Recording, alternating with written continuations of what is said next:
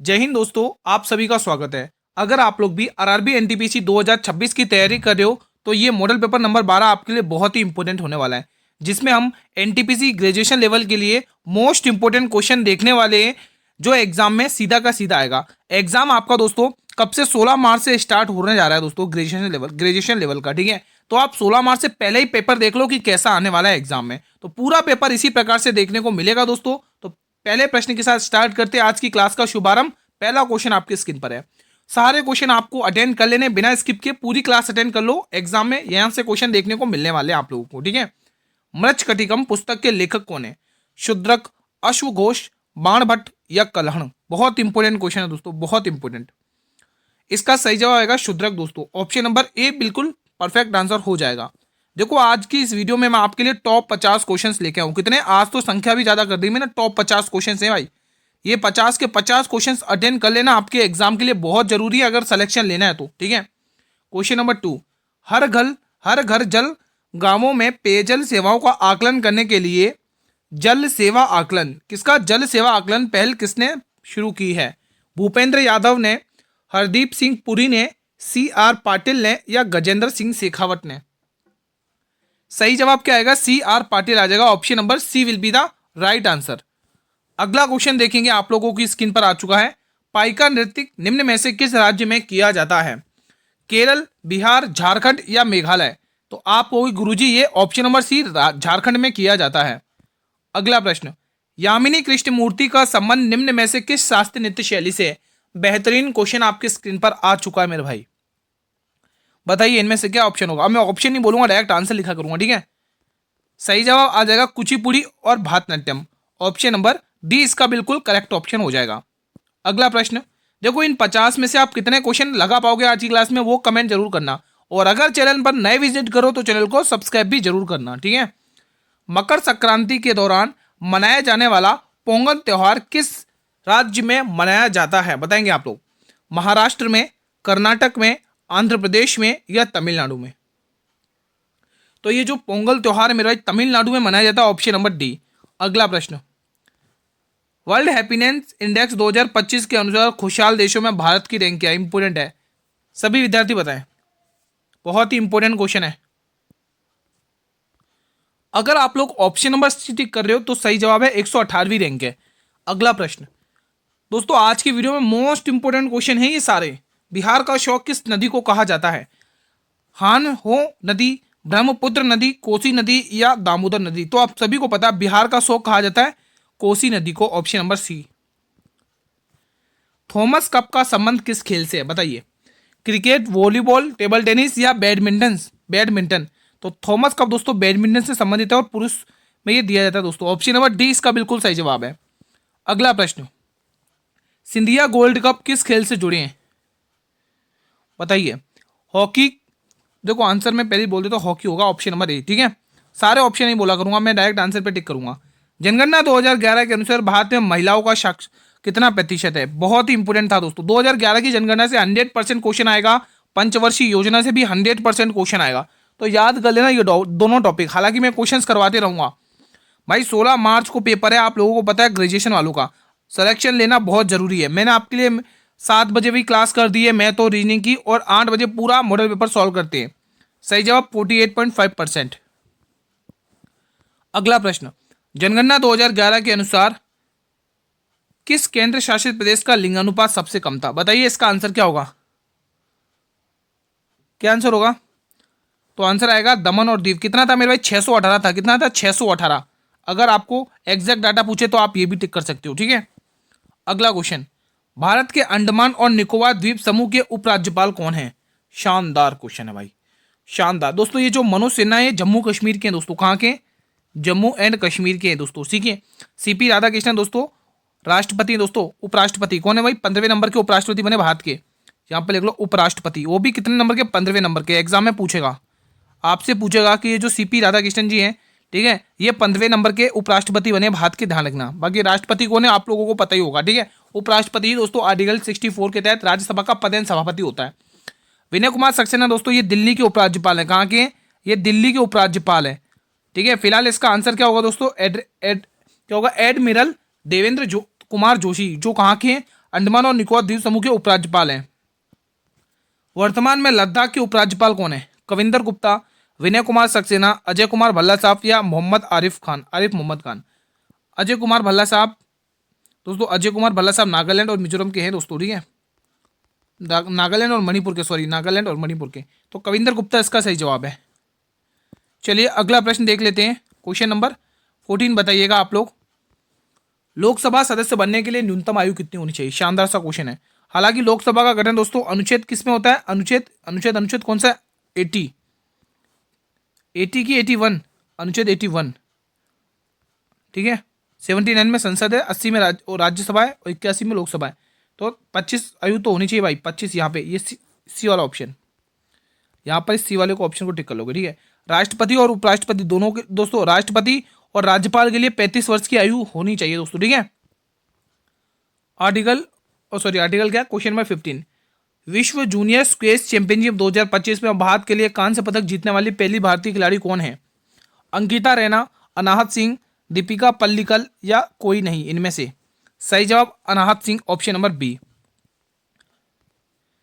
एशियाई युवा table tennis championship 2025 के लिए अंडर 15 बालिका एकल में स्वर्ण पदक किसने जीता है?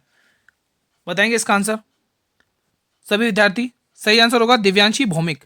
देखो मैं पूरी कोशिश करता हूँ कि ऑप्शन ना बोलूँ, पर क्या करें, अपने आप ही निकल जाते हैं। वो क्या डेली प्रैक्टिस है ना ऑप्शन ही की, तो इस वजह से ऑप्शन ही निकल जाते हैं, है ना। तो पूरी कोशिश करूंगा ऑप्शन ना बोलूँ, डायरेक्ट आंसर पे टिक करूँ, ताकि समय बचे और हम ज़्यादा से ज़्यादा क्वेश्चन अटेंड कर पाएँ कम समय में। बटरफ्लाई और फ्री स्टाइल का संबंध किस खेल से है? बताइए, बहुत ही इंपॉर्टेंट है। तो बटरफ्लाई का ये इसका संबंध है दोस्तों तैराकी खेल से, ऑप्शन नंबर बी। अगला प्रश्न, भारतीय रिजर्व बैंक ने हाल में ही किस राज्य के जीजामाता महिला सरकारी बैंक का लाइसेंस रद्द किया? ये एकदम शानदार क्वेश्चन है करंट अफेयर का। तो वो है दोस्तों महाराष्ट्र राज्य सरकार, ऑप्शन नंबर बी। अगला प्रश्न, अब यहाँ पर दोस्तों शानदार सा क्वेश्चन है, हाल में ही किस संगठन ने country climate and development report 2025 जारी की है दोस्तों? तो ये बिल्कुल विश्व बैंक, वर्ल्ड बैंक आप कहोगे, ठीक है। अगला प्रश्न, शिवाजी द्वारा लगाया गया वह अतिरिक्त कर कौन सा था जो चौथ के रूप ऊपर लिया जाता था? ये बेहतरीन क्वेश्चन है भाई, बेहतरीन क्वेश्चन है। तो यहां से आप क्या टिक करोगे? सरदेश मुखी टैक्स। कौन सा है? ऑप्शन नंबर डी, सरदेश मुखी, बिल्कुल सही जवाब हो जाएगा ऑप्शन नंबर डी। शिवाजी और मुगलों के बीच 1665 में कौन सी संधि हुई थी? ये अपने आप में बहुत इंपोर्टेंट क्वेश्चन है भाई, शिवाजी और मुगलों के बीच में। तो दोस्तों मुगलों की तरफ से कौन आया था दोस्तों, बताइए, किसी को पता है क्या? शिवाजी और मुगलों की तरफ से दोस्तों मिर्जा राजा जयसिंह आया था, ठीक है। और शिवाजी किस राजा के समकालीन थे दोस्तों मुगल में? तो वो है औरंगजेब। तो औरंगजेब के समकालीन थे ये, ठीक है। वो आना चाहिए था दोस्तों औरंगजेब को, लेकिन औरंगजेब की तरफ से आया कौन था? मिर्जा राजा जयसिंह, ठीक है। तभी पुरंदर की संधि हुई थी शिवाजी और मिर्जा राजा जयसिंह के बीच में। भगोरिया महोत्सव मुख्य रूप से किस राज्य की भील जनजाति द्वारा मनाया जाता है? बताइए कमेंट बॉक्स में। सही जवाब हो जाएगा Madhya Pradesh, option number D. अगला प्रश्न, किस त्योहार के दौरान नवाखानी मनाई जाती है जिसमें नया अन्न ग्रहण किया जाता है? ये एकदम बेहतरीन है, बताएंगे आप लोग। किस त्योहार के दौरान नवाखानी मनाई जाती है दोस्तों? तो ये कर्मा पर्व के बाद मनाई जाती है। अगला प्रश्न, मानव विकास रिपोर्ट 2025 में भारत की रैंक क्या है? 130वीं। आंसर ही टिक कर दिया मैंने तो भाई। तो ऑप्शन नंबर ए इसका सही जवाब है। क्वेश्चन नंबर 26, राजीव गांधी खेल रत्न पुरस्कार पाने वाले पहले भारतीय ओलंपियन कौन थे? बताइए। अब जो राजीव गांधी खेल रत्न पुरस्कार है ना, अब उसको मेजर ध्यानचंद खेल रत्न पुरस्कार के नाम से जाना जाता है। तो यहां पर क्या आएगा? अभिनव बिंद्रा, ऑप्शन नंबर सी इसका लॉक कर लेंगे आप लोग। अगला प्रश्न, सारे क्वेश्चन आज आपको अटेंड कर लेने दोस्तों, 50 के 50 हो, ठीक है। बहुत मेहनत करी इस कंटेंट को बनाने में, तो आप पूरी क्लास अटेंड करें, सारे क्वेश्चन आपके लिए मोस्ट इंपोर्टेंट है, पहले ही मैंने कह दिया स्टार्टिंग में ही। राष्ट्रीय चावल अनुसंधान संस्थान ओडिशा के किस राज्य में, किस जिले में स्थित है? पुरी, कटक, संबलपुर या कोरापुट? सही जवाब आएगा कटक, ऑप्शन नंबर बी। अगला प्रश्न देखेंगे आप लोग, हिंद स्वराज नामक पुस्तक के लेखक कौन है? बहुत ही इंपोर्टेंट है, बताइए इसका आंसर। सही आंसर हो जाएगा Mahatma Gandhi ji, option number B. अगला प्रश्न, एशियाई खेलों में पहली बार कबड्डी को कब शामिल किया गया था? यह इंपॉर्टेंट क्वेश्चन बनेगा आपके एग्जाम में, बताएंगे कमेंट बॉक्स पे। 1990 इसका सही जवाब है। भाई चीजें क्लियर हो रही हैं तो वीडियो को लाइक और शेयर करते रहिएगा। क्वेश्चन 30 बताइए, खेलो इंडिया यूथ गेम्स 2025 का शुभंकर क्या था? बताइए दोस्तों, बहुत इंपॉर्टेंट है।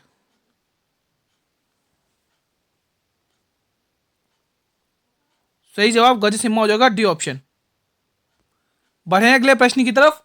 अगला क्वेश्चन देखेंगे, क्वेश्चन नंबर 31वां बताइएगा आप लोग। 2025 की पदक तालिका में किस राज्य ने खेलो इंडिया यूथ गेम्स से, हाँ, किस राज्य ने शीर्ष स्थान हासिल किया है? शीर्ष स्थान हासिल किया है दोस्तों, बताइए। सभी विद्यार्थी बताएंगे। तो यहां पर महाराष्ट्र बिल्कुल सही जवाब हो जाएगा। अगला प्रश्न, जवाहर रोजगार योजना कब स्टार्ट की गई थी? ये इंपॉर्टेंट है। किस पंचवर्षीय योजना में? पांचवी पंचवर्षीय योजना, सातवीं पंचवर्षीय योजना, आठवीं या 10वीं? तो ये हुई थी सातवीं पंचवर्षीय योजना के अंतर्गत। जनवरी 2025 में किस देश ने ब्रिक्स की अध्यक्षता ग्रहण की है? बताइए, ये इंपॉर्टेंट है। चीन, भारत, ब्राजील या नेपाल? बहुत इंपॉर्टेंट है। ब्राजील आपको टिकना, इंपॉर्टेंट क्वेश्चन है दोस्तों, ठीक है, एग्जाम में पूछा जा सकता है। घूमर, कालबेलिया और चांग किस राज्य का प्रसिद्ध लोक नृत्य? ये इंपॉर्टेंट है, बताएंगे सभी विद्यार्थी। सही आंसर हो जाएगा ऑप्शन नंबर सी, राजस्थान। अगला प्रश्न, भांगड़ा और गिद्दा किस राज्य का लोक नृत्य है? देखो, आंसर करते जाओ और बढ़ते जाओ, ठीक है। तो इसका आंसर क्या आएगा भाई? भांगड़ा और गिद्दा दोस्तों पंजाब में किया जाता है, ऑप्शन नंबर ए। अगला प्रश्न, छपेली किस राज्य का एक लोक नृत्य है दोस्तों? अब यहाँ की मैं कुछ चित्रकलाएं और दिखा देता हूँ। पहले तो आंसर टिक लो, हिमाचल प्रदेश। अब यहाँ की कुछ इंपोर्टेंट चित्रकलाएं हैं दोस्तों, कुछ इंपोर्टेंट चित्रकलाएं भी लगे, यहाँ ध्यान रख लो दोस्तों, एग्जाम में पूछी जाती है, ठीक है। यहाँ पर कुछ चित्रकलाएं मैं लिखवा देता हूँ। चित्रकलाएं दोस्तों मैं आपको कुछ लिखवा देता हूँ, इंपोर्टेंट पूछी जाती है एग्जाम में, ठीक है। तो सबसे पहली चित्रकला बहुत बार पूछी गई है, जिसका नाम है अरोफ। अरोफ, अरोफ बहुत बार पूछी गई है, अरोफ, ठीक है। और आप ध्यान रखोगे अरोफ पहाड़ी, अरोफ पहाड़ी। और ध्यान रख सकते हैं गुलेर, गुलेर चित्रकला, गुलेर। और एक और लिख लो कांगड़ी। ये चार चित्रकलाएं ध्यान रखना, ये दोस्तों हिमाचल प्रदेश की इंपोर्टेंट चित्रकलाएं हैं, अरोफ पहाड़ी, गुलेर, कांगड़ा। और क्या नाम है, अपने बिहार की भी कुछ इंपोर्टेंट चित्रकलाएं हैं, जैसे गोदान हो गई, अलीपन हो गई, मैथिली हो गई। ये सारी चित्रकलाएं कहाँ की हैं? बिहार की हैं दोस्तों, ठीक है। अगला प्रश्न, पेनल्टी कॉर्नर का संबंध किस खेल से है? हॉकी, क्रिकेट, फुटबॉल या बास्केटबॉल? बताएंगे इसका आंसर क्या होगा? इसका सही जवाब हो जाएगा हॉकी, ऑप्शन नंबर ए। अगला प्रश्न, क्वेश्चन नंबर 38 का आंसर बताइए कमेंट बॉक्स में। क्वेश्चन कह रहा है, कौन सा निम्न में से कौन सा सुशील वाद्य यंत्र है? सितार, सारंगी, बांसुरी या वायलिन? बताइए। सही जवाब हो जाएगा बांसुरी, ऑप्शन नंबर सी। अगला प्रश्न, हरिप्रसाद चौरसिया का संबंध किस वाद्य यंत्र से? ये एकदम शानदार सा क्वेश्चन है। देखो, अल्लाह रखा खां का संबंध तबला वादक से, याद रखना एग्जाम में पूछेगा। अल्लाह रखा खां, अल्लाह रखा खां आपको याद रख लेना है दोस्तों, ठीक है। बिस्मिल्लाह खां शहनाई बजाते हैं, बिस्मिल्लाह खां, बिस्मिल्लाह, ठीक है। बिस्मिल्लाह खां दोस्तों शहनाई बजाते हैं, ठीक है। फिलहाल इसका आंसर क्या होगा? हरिप्रसाद चौरसिया बांसुरी बजाते हैं, ऑप्शन नंबर बी।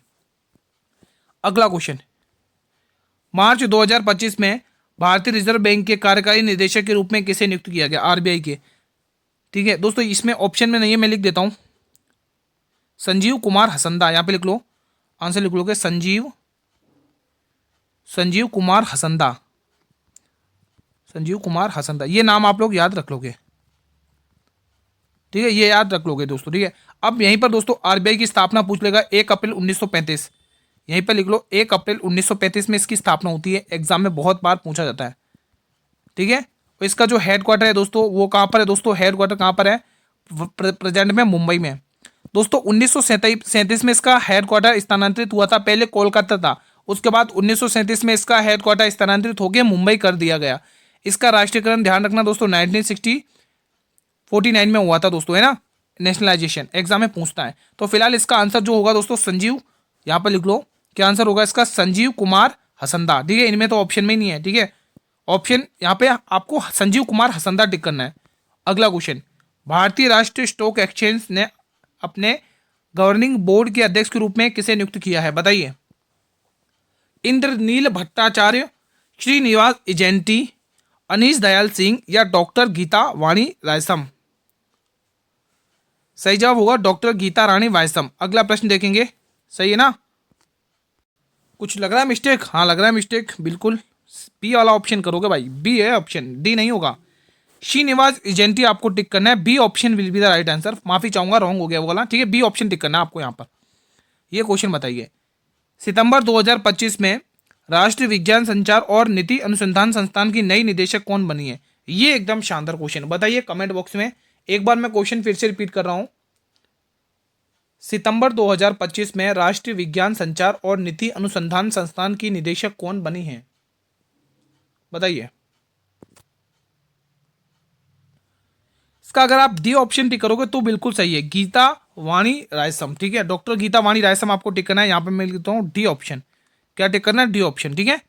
अगला क्वेश्चन देखेंगे आप लोग स्क्रीन पर, 86वें संशोधन अधिनियम 2002 द्वारा शिक्षा के अधिकार को अनुच्छेद के तहत मौलिक अधिकार बनाया गया। ये एकदम बेहतरीन क्वेश्चन है। देखो आर्टिकल 16 याद रखना, लोक नियोजन यहाँ पर देखने को मिलता है, एग्जाम में काफी बार पूछा गया है। यहाँ पर लिखोगे लोक नियोजन, ठीक है विद्यार्थी। और यहाँ पर अस्पृश्यता से संबंधित आर्टिकल है, अस्पृश्यता, एग्जाम में ये भी क्वेश्चन बहुत पूछा जाता है, अस्पृश्यता, ठीक है, एग्जाम में बहुत पूछा जाता है। 18वां उपाधियों का अंत, उपाधियों का अंत, ये आर्टिकल भी याद रखना, बहुत पूछा जाता है, उपाधियों का अंत, ठीक है, ये चीज आप ध्यान में रखना। फिलहाल इसका जो आंसर रहने वाला है वो आर्टिकल 21 का ए आपको टिक कर लेना मेरा ही, ठीक है। तो ये आर्टिकल बहुत इंपॉर्टेंट है, एग्जाम में पूछा भी जाता है। अगला क्वेश्चन, सर्वोच्च न्यायालय द्वारा मौलिक अधिकारों के प्रवर्तन के लिए कौन सा अनुच्छेद उपचार प्रदान करता है? बेहतरीन क्वेश्चन आपकी स्क्रीन पर है, बताएंगे इसका आंसर। देखो यहाँ पर आंसर होगा आर्टिकल 32, यहीं पर लिखेंगे। इसमें क्या है दोस्तों, बताइए, किसी को पता है क्या इसमें क्या है? संवैधानिक औपचारिकों का अधिकार है ना, संवैधानिक औपचारिक अधिकार। मैं यहाँ पे लिख दूं क्या, संवैधानिक, ताकि जो पीडीएफ से पढ़ेंगे उनको अच्छे से रिवीजन हो जाएगा। संवैधानिक, संवैधानिक औपचारिक अधिकार। और यहीं पर एक बात और क्लियर कर लेनी है, औपचारिक अधिकार, ठीक है, यहीं पर एक बात और क्लियर कर लो दोस्तों, आपको एग्जाम में क्वेश्चन पूछेगा एग्जामिनर कि सर्वोच्च न्यायालय है वो वो कौन सा आर्टिकल है संविधान का, वो कौन सा अनुच्छेद जिसके तहत रीट जारी करता है, तो इसी के तहत रीट जारी करता है सुप्रीम कोर्ट। सुप्रीम कोर्ट को मैं एस और सी से डिनोट कर रहा हूँ, सर्वोच्च न्यायालय, सुप्रीम कोर्ट रीट जारी करता है दोस्तों 5 प्रकार की, ठीक है, रीट जारी करता है, रीट जारी करता है। और जो हाई कोर्ट है वो 226 आर्टिकल के तहत रीट जारी करता है। तो ये कुछ बेहतरीन और इंपॉर्टेंट आर्टिकल है, ध्यान रखना, एग्जाम में पूछता है। किस मुगल बादशाह ने जजिया कर, बहुत ही इंपॉर्टेंट है भाई, जजिया कर दोबारा लागू किया था दोस्तों, इंपॉर्टेंट है। सही जवाब आ जाएगा औरंगजेब दोस्तों, औरंगजेब आपको याद रखना है, औरंगजेब ने वापिस जजिया कर लागू किया था दोस्तों, एग्जाम में पूछता है, बहुत बार पूछा भी क्वेश्चन है ये। किसी देश की औसत आय को क्या कहा जाता है? कुल आय, राष्ट्रीय आय, प्रति व्यक्ति आय या सकल घरेलू उत्पाद? बहुत इंपॉर्टेंट क्वेश्चन है, एग्जाम में बहुत बार पूछा गया क्वेश्चन है। किसी देश की औसत आय को क्या कहा जाता है? बताइए क्या आंसर होगा, बताइए। अगर आप प्रति व्यक्ति आय टिक करें तो बिल्कुल सही टिक कर रहे हो, ठीक है, ऑप्शन नंबर सी। अगला प्रश्न, भारत में जीडीपी की गणना के लिए कौन सी संस्था जिम्मेदार है? यहां पर मेरे दो ऑप्शन आ गए, दो ऑप्शन आ गए, इसको अपन स्किप कर लेते हैं क्योंकि ऐसा ही क्वेश्चन मैंने और रखा है दोस्तों आप लोगों के लिए, ऐसा ही क्वेश्चन है, सेम सेम यही क्वेश्चन है, ये रहा आ चुका है, वो क्या 2 बार टाइप हो गया था मिसप्रिंट। भारत में जीडीपी की गणना के लिए कौन सी संस्था जिम्मेदार है? तो आंसर आएगा राष्ट्रीय सांख्यिकी कार्यालय दोस्तों, ठीक है, ऑप्शन नंबर डी यहां पर लॉक करना आप लोगों को। क्वेश्चन नंबर 48 का आंसर बताएंगे फिलहाल, राष्ट्रपति पर महाभियोग की प्रक्रिया किस अनुच्छेद के तहत होती है दोस्तों? यहां पर कुछ इंपॉर्टेंट हैं आर्टिकल्स जो आपको करवा देता हूं दोस्तों। सबसे पहले दोस्तों राष्ट्रपति की क्षमादान शक्ति, आप याद रखोगे बहुत बार पूछा गया आर्टिकल है, क्षमादान शक्ति, यहां पर राष्ट्रपति की क्षमादान शक्ति है दोस्तों, ठीक है। और आर्टिकल 356 में क्या, राष्ट्रपति शासन है, यहां पर लिख लो राष्ट्रपति शासन, राष्ट्रपति शासन। और आर्टिकल 123 के तहत क्या करता है दोस्तों? अध्यादेश जारी करता है राष्ट्रपति, अध्यादेश जारी। ये कुछ इंपोर्टेंट आर्टिकल्स है जो याद होने चाहिए आप लोगों को, ठीक है। तो यहां पर जो हमारे प्रश्न का आंसर रहेगा वो राष्ट्रपति पर महाभियोग प्रक्रिया, हमने आर्टिकल 61 के तहत पढ़ी है दोस्तों, ठीक है। अब इस महाभियोग प्रक्रिया को इंग्लिश में इम्पीचमेंट सिस्टम कहते हैं और हमने इसको यूएसए के संविधान से बोरो किया, ध्यान रखना, एग्जाम में पूछ लिया जाता है, ठीक है। तो ये कुछ इंपोर्टेंट आर्टिकल्स हैं जो राष्ट्रपति से रिलेटेड एग्जामिनर पूछता है बार बार, ठीक है। आशीष नेथानी को किस उच्च न्यायालय का न्यायाधीश के रूप में नियुक्त किया है? किस उच्च न्यायालय को? बहुत इंपोर्टेंट है। बिहार उच्च न्यायालय, उत्तराखंड उच्च न्यायालय, राजस्थान उच्च न्यायालय, पंजाब और हरियाणा उच्च न्यायालय। बताएंगे सभी जवाब। इसका क्या होगा? इसका सही जवाब हो जाएगा उत्तराखंड उच्च न्यायालय। ये क्लास का अंतिम प्रश्न जो 50वां, मैंने आपको कहा था ना कि मैं 50 क्वेश्चन करवाऊंगा आपको आज की क्लास में। समवर्ती सूची और संसद के दोनों सदनों की संयुक्त बैठक का प्रावधान किस देश के संविधान से लिया गया? ये बेहतरीन क्वेश्चन है भाई। समवर्ती सूची बताइए दोस्तों। आयरलैंड के संविधान से हमने डीपीएसपी लिया। क्या लिया? डीपीएसपी। अब मैं बात करूं डीपीएसपी की, तो इस संविधान के भाग 3 में। किस में दोस्तों? भाग 3 में दोस्तों। संविधान के भाग 3 में है दोस्तों, ठीक है। और हमने ये आयरलैंड के संविधान से लिए, ठीक है। अब आपको पूछेगा एग्जामिनर कि हमने समवर्ती सूची, जिसको आप इंग्लिश में कॉन्करेंट लिस्ट कहते हैं, ये हमने किसके संविधान से लिए? ऑस्ट्रेलिया के संविधान से लिए मेरे भाई। एग्जाम में बहुत बार ये क्वेश्चन पूछा गया दोस्तों। अब आपसे एक क्वेश्चन और पूछेगा, संशोधन प्रक्रिया। यहीं पर मैं लिख देता हूँ लगे हाथ, संशोधन प्रक्रिया। संशोधन प्रक्रिया यहीं पर लिख लेता हूं मैं, संशोधन प्रक्रिया। ये जो संशोधन प्रक्रिया है मेरा भाई, ये जो संशोधन प्रक्रिया है, ये हमने दक्षिण अफ्रीका के संविधान से लिए। लिख लो लगे हाथ, एग्जामिनर पूछता है। दक्षिण अफ्रीका के संविधान से लिए। अब आपसे ये भी पूछेगा कि ये जो संशोधन प्रक्रिया है, ये हमने किस अनुच्छेद के अंदर पढ़ी है दोस्तों? तो यहीं पर आपको अनुच्छेद भी ध्यान रखना है मेरे भाई। अनुच्छेद भी ध्यान रखना है। अनुच्छेद कौन सा है? अनुच्छेद 368। कौन सा अनुच्छेद है मेरे भाई? आर्टिकल 368 के तहत दोस्तों दक्षिण अफ्रीका के संविधान से हमने संशोधन प्रक्रिया ली है दोस्तों, ठीक है। जिसमें संसद को संशोधन करने की पावर प्राप्त है दोस्तों, ठीक है। तो फिलहाल आज का सेशन में यहीं पर वाइंड अप करूंगा। बताइए कैसा रहा आप लोगों का? अच्छा एक और है क्या? चलो कुछ और फैक्ट दे रखा है, लिख लेते हैं। देखो संविधान के स्रोत में सबसे पहले आपके ध्यान रखना ब्रिटेन के संविधान। तो ब्रिटेन के संविधान से हमने क्या क्या लिया है? तो संसदीय प्रणाली आपको ध्यान रखनी है, ठीक है। कानून का शासन आपको ध्यान रखना है। एक नागरिकता आपको ध्यान में रखनी है। ये हमने ब्रिटेन के संविधान से लिए। और दक्षिण अफ्रीका के संविधान से संविधान संशोधन प्रक्रिया, ठीक है, जो मैं आपको पढ़ा चुका हूं दोस्तों, ठीक है। तो फिलहाल आज का सेशन में यहीं पर वाइंड अप करता हूं।